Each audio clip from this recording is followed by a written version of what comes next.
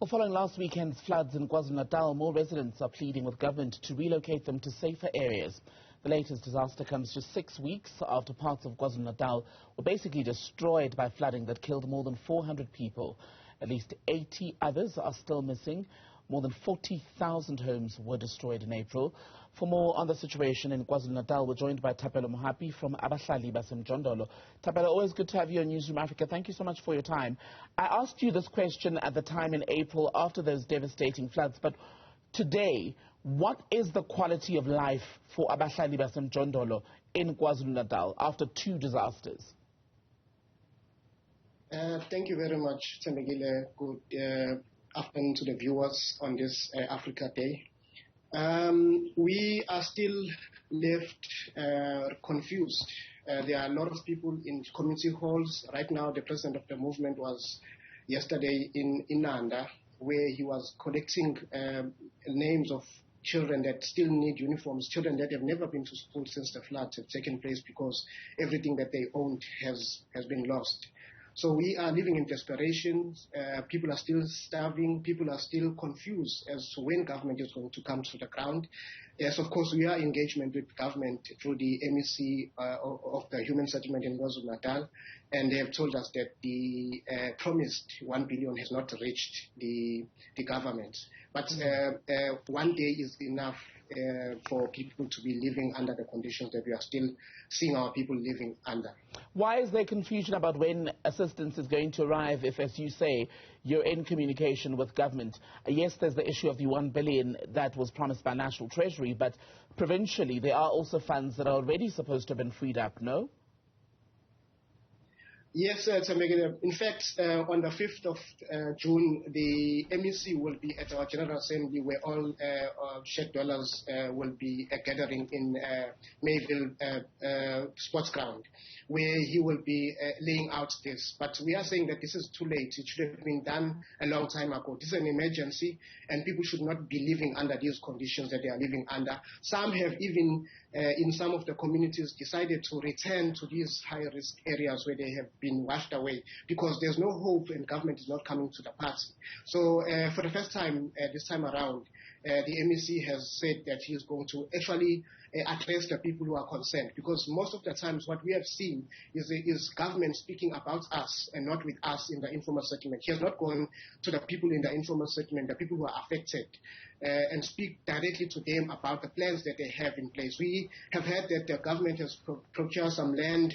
We have learned that the government has identified some land and that temporary structures are going to be rebuilt.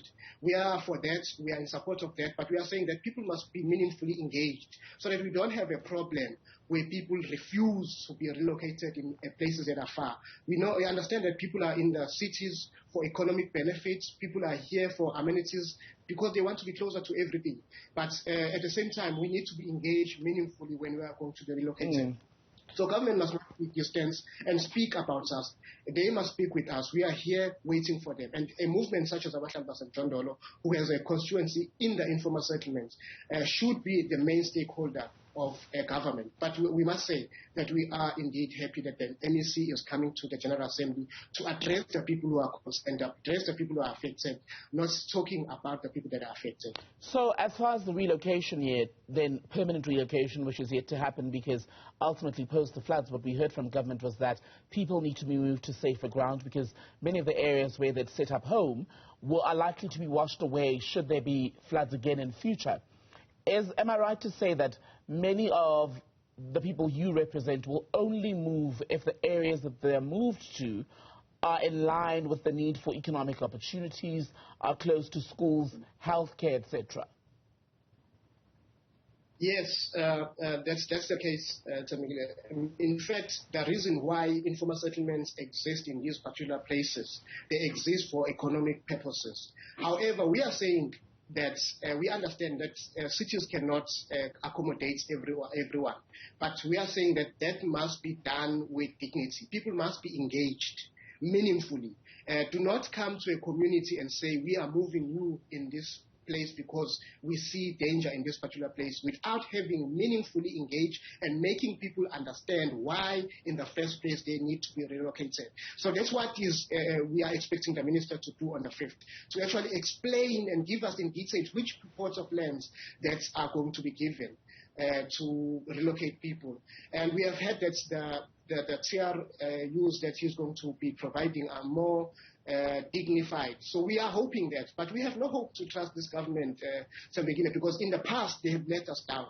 And the other thing is, when you put people in temporary structures, we want something written down to say that it is really temporary and people are going to stay there for a temporary period, because temporary means long term for this government. People have been living in transit camp for years, for 14 years, whereas they were supposed to be there for 3 years or less. So we are saying that there needs to be engagement meaningfully with ourselves, people who are living in informal settlements, but also we must put things on the table for the state to actually act upon, because in the past they've let us down. So even though the minister is coming, we are grateful for that, but we have no reason to believe what he says until it is done, and that people are given dignity that they deserve.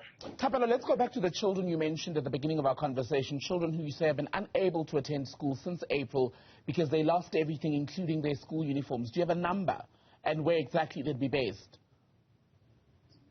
So far, the ones we have, there's only 20 from different communities so far, but the number is still being compiled in this office. We are calling, of course, we've called for people to assist for people in other civil society. The response has been good, we must say, in terms of providing food for those who are cooking communally.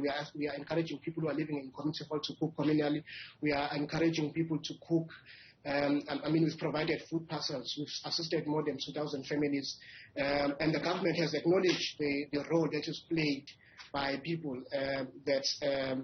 in the civil society, especially ourselves as Abahlali. We are very grateful for people who have responded to our accounts. Today we are going to go to Ntlungwane. We are going to assist those children that we have found. The situation is still dire in that community. People are finding it difficult to find food. We are on the ground, and we are asking government to come to the party also and assist civil society like ourselves. Why aren't these children allowed to go back to school, even if they don't have uniforms? I mean, many of them would have had to go back to schools where they've been previously, correct me if I'm wrong, and I'm not understanding why there'd be an issue with them being allowed to attend lessons now. No, it's not that they're not allowed, Tembekile. The issue is, if you don't have food in the house, if you don't have uniform, if you have your stationery being washed away and everything else, and your parents are dealing with issues that are beyond themselves, so their child cannot be attending school. It's not necessarily that children are not attending school as a result of them being denied access by the department, but it's because it's difficult at home, back at home as a background, to actually get to school as well. Okay, so I hear it's a bigger issue of the aftermath and some families basically taking longer to get back on their feet, right? Let's talk about the shelter system. Is that working optimally? Is it a perfect system, or has it still been dealing with issues? Is the shelter system working properly, where people were taken after the floods to stay temporarily? Sure. In fact, that has been the difficult challenge that we are faced with. If somebody is moved 20 kilometers away from the place where they live, and they live in a community hall, and they live with people that they have never lived with, and you are mixing families, it's difficult to even bring assistance, because when you identify those who are in need, others become even more needy. And of course, we've been told, maybe one needs to flag this out, that the so-called ratepayers association in the suburbs, where portions of land have been identified, are actually blocking the government from actually using those plots of land in the name that they are going to devalue their properties and so forth and so on. And we are calling on South Africans who are patriotic about this country to say we are in a dire situation. There is no one that is now going to be allocated to live elsewhere, whereas there's piece of land that are available. So we will be engaging with the Ratepayers Association, those who are concerned, but we want to go to this together as South Africans and speak about this openly and say that temporary means that people are going to be relocated to other places, but for now, because there's a need for people, this is an emergency. People have been living in community hall for quite some time. It's not a very human thing to do. We are calling on them to actually meet with us so we can discuss a way forward. Thapelo Mohapi, good to speak to you from Abahlali Basemjondolo.